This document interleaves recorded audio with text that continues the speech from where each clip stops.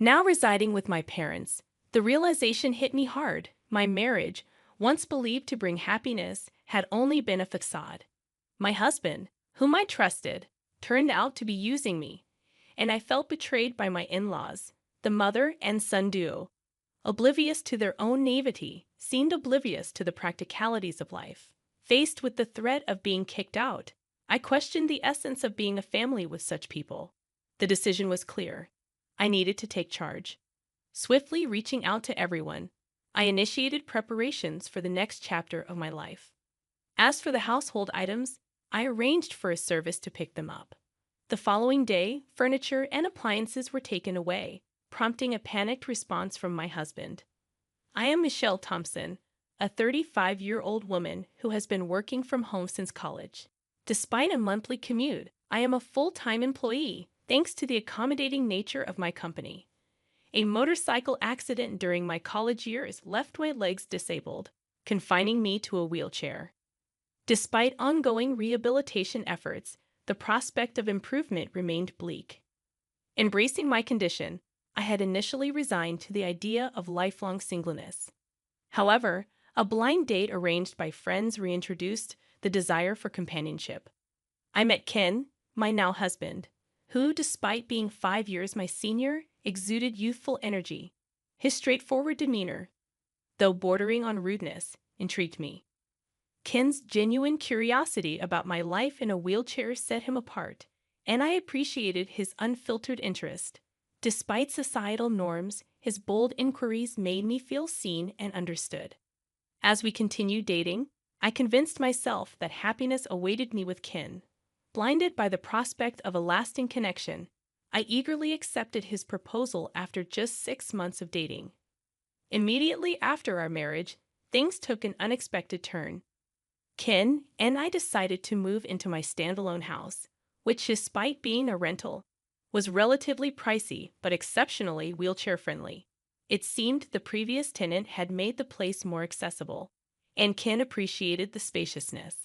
Since I spent a lot of time at home, I naturally took on most of the housework.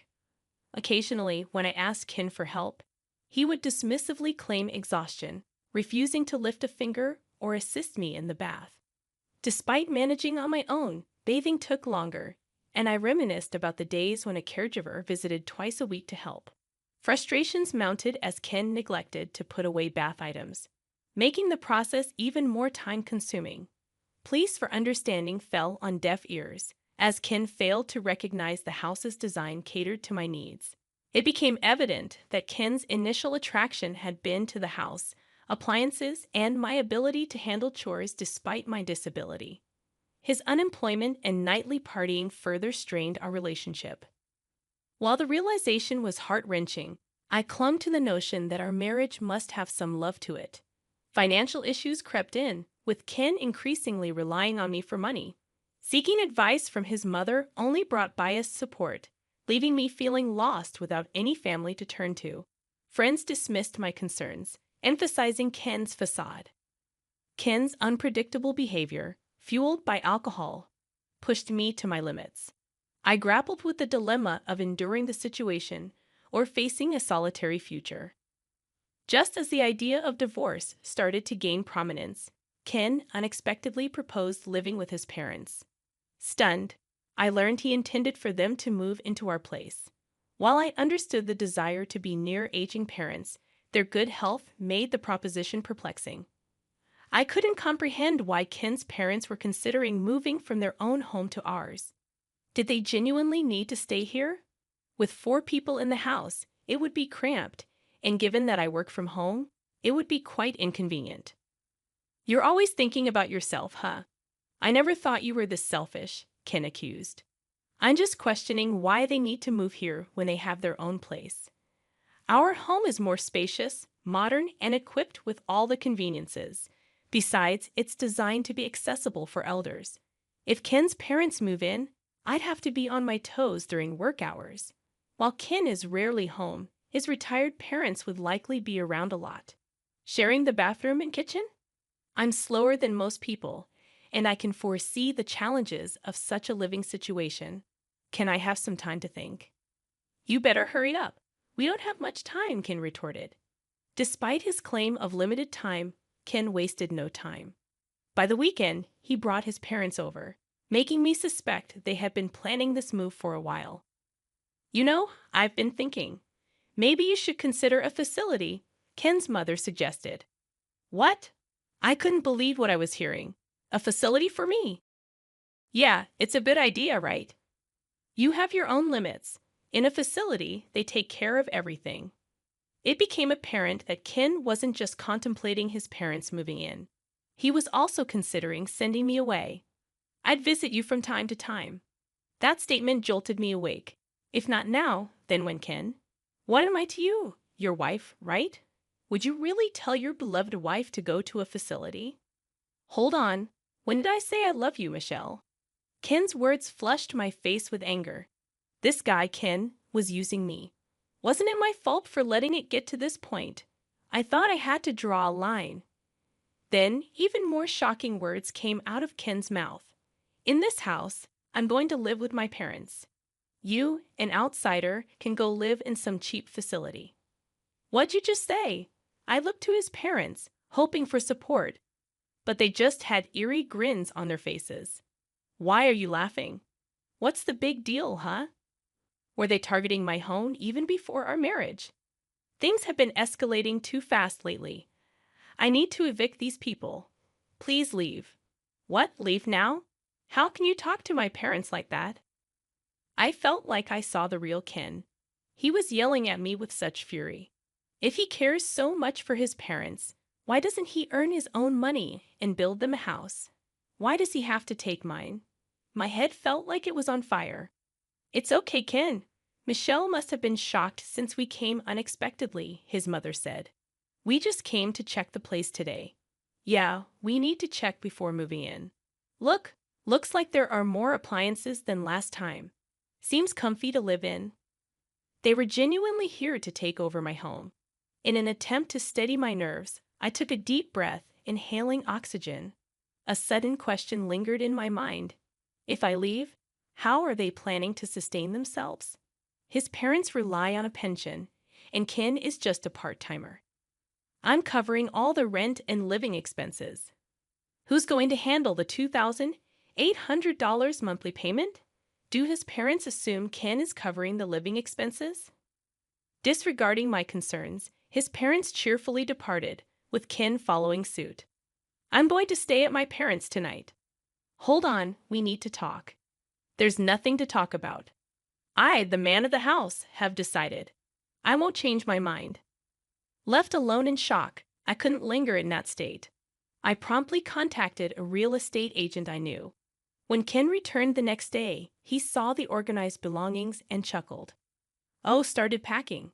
Found a place to move to already? Yes, I have. Ken appeared genuinely surprised by my swift response. And here's the card of a divorce lawyer. Here you go, Ken. From now on, let's communicate through the lawyer. A divorce? Why? If you're kicking me out, there's no point in being married anymore, right? Ken looked as if he had been hit by a ton of bricks. He hadn't anticipated my swift mention of divorce. You can't live without me, right? I don't understand what you mean. Who else would marry you? I can live on my own, but you said you wanted to get married. It was at this moment that I realized how arrogant and overconfident Ken had been. He approached me assuming I was a lonely, disabled single woman. I'm independent, have money, and never struggle with my living. Plus, I stay home all the time, so I handle all the chores for him. I'm the ideal woman. Money keeps coming in even if he doesn't work. He thought I wouldn't leave because I couldn't find anyone else. That's why he was shocked when I casually brought up divorce. Why? You know, if you divorce me, you might be single for the rest of your life. Well, if it means living a married life with you, I'd rather be single forever. Whether I spend the rest of my life alone isn't for you to decide. The typically submissive me was now fighting back, and he was getting flustered. I could tell that Ken was panicking. I never thought he was such a weak man. I don't know why I had been putting up with him for so long. Once I decided on the divorce, I felt the weight lift off my shoulders. I guess I had been too focused on getting married. Anyway, You don't have to move out right away. I didn't mean to rush you into a facility that soon. Oh, it's fine. I'll do as you wish. Don't worry. You won't find a place that fast. Think it over, okay? I've already secured a place, so it's all right. What? Wait a minute. Isn't this too soon? Observing Ken's shifting attitudes, from smugness to panic, only heightened my irritation. Calmly, I explained, the facility staff are informed and know about my situation, so everything's fine. Wait, when did you even set all this up? Were you preparing all along? Ken questioned. Yes, even before I met you. In fact, I had been considering my retirement and had an eye on a particular facility, more like a condo. After an injury during my hospital stay, I delved into various investment books, diversifying my investments between my salary and my parents' inheritance. The facility I had my eye on, I had already purchased and had been renting it out for income. I never mentioned this to Ken. It's my hidden asset. We don't need to get a divorce. I get it. You can stay here. Let's live with my parents. Do you not get it? Why would I ever do that? He seemed pretty dense. Even after bringing up divorce, he still believed he was the only one for me. Sorry, but my mind's made up. What's your problem? You're so selfish. If you come crying back later, it's not my problem. I won't be, so don't worry. Ken fell silent, deep in thought, for what seemed like hours. During that time, I started packing up my things. Then I heard Ken making a phone call, likely talking to his parents. It seemed pathetic, relying on them for such decisions. Eventually, Ken approached me. Fine, we'll get a divorce. Just leave quickly. Ken said begrudgingly, perhaps realizing he might miss having me around like a housemaid. But he probably thought that living with his parents would save him from household chores. He has a house, and it's fully furnished. No issues for daily life, at least for now. With that thought, he headed back to his parents' home. I'm going to talk to my folks about what's next. Get ready to move out quickly. Yes, I'll do that. I finished moving all my stuff within a week, and during that time, Ken never showed up. We met again a day after the move was done, as I was trying to start my new life in my new house. Ken called me outside and said, Hey, what's going on? This place is almost empty. Where are the appliances? I had a service pick up those items for me. I called a service the next day and had them collect all the furniture and appliances. My husband became agitated and started grumbling. Not only Ken, but also his parents were there. All the appliances here were bought by me. They are all from when I was single. The only thing that's yours is right there. There were only 3 cardboard boxes. I did leave the clear clothing container we bought after marriage. Michelle, we can't live with this. We need to split the property if we're divorcing. That's right. We can't live here like this. What are you talking about? Nobody can live here. What do you mean? The rent's $2,000? Ken and his parents were stunned. I told Ken when we got married, this isn't your own house. No, it isn't. I got a bit of a discount on the rent because I asked a real estate agent I know. If I move out, the rent will go up even more, given that this is a property with disability access, and I've already received several inquiries from people with the same concerns. I recommended that they move out. Why didn't you tell us sooner? What are we going to do now? Ken's mother was notably agitated. I don't know. I did tell Ken. I didn't hear about it. I'll sue you. Ken threatened. I saw that coming. Honestly, from an outsider's perspective, it might look like I selfishly got a divorce, broke the lease, and took all the furniture and appliances. But I was sure you can sue. But do you even have the money for it? Ken's face twisted. He couldn't afford a lawyer, even if by some miracle he could. I have an ace up my sleeve. I showed them some pictures. When did you take these? The pictures showed Ken gambling and womanizing. I spent my money on this. I'm ready to use these in court, Ken. What the hell? I thought everything was going well. His parents were particularly agitated. What's going on? Then suddenly, Ken started to apologize. I'm sorry. Please come back. I need you, Michelle. You're the one who kicked me out. We're already divorced. So what are you talking about? Besides, you don't love me, do you? If that's the case, I'll just leave then. This time, even Ken's parents began to apologize next to him. We don't have a place to live anymore. That was a shock. What do you mean? Our house got foreclosed on. Turns out Ken's family home will be repossessed in a few weeks. They've gone bankrupt. The debt that his father accumulated grew like a snowball and became an amount that's impossible for retirees to pay. Ken, who used to receive an allowance from his parents when he was single, probably thought he was in trouble and decided to get married, hoping for support. Now I understand why his mother was so kind before we got married. I can't help you now. We're strangers. Even if my folks and I end up homeless, are you okay with that? You brought it on yourself, didn't you? Ken's ulterior motive was clear as day. I firmly told him I had no intention of giving him even one piece of furniture or electronics. Please don't say that. Have some mercy. It's too late for apologies. Now sort it out on your own. That's why I'm asking. I can't sort it out. I told Ken and his father, who were so persistent, that if they couldn't pay the rent, they should move out. The place is in my name. So if I cancel the lease, that's the end of it. Evicting them was easy. In the end, even if the lease was transferred, Ken probably couldn't afford to live here. I heard all of this from the real estate agent. I can't pay the rent. In the end, I decided to cancel the lease here. I no longer need this place, and since the divorce is final, everything is over. I somehow kicked out the stunned family of 3 and locked the door. What are we going to do now? I can move into a facility. Goodbye. Facilities like that probably have no freedom and are the worst, right? Good luck in that crappy environment. Maybe Ken felt unsatisfied, not having the last word because he spat out those bitter words. I ignored Ken and his parents and left the scene. But Ken wasn't going to stay put. A few days later, he showed up at the facility where I had moved. Hey, what's this about? Looking at the facility where I was, Ken looked like he was about to faint.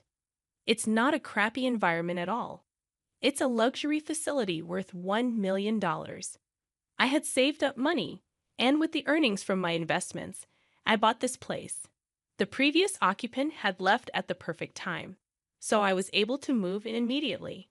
With the sale of my house and some extra income, I still had plenty left over. This facility is top-notch, with doctors and helpers on site. The floor plan is just like an apartment, with plenty of privacy.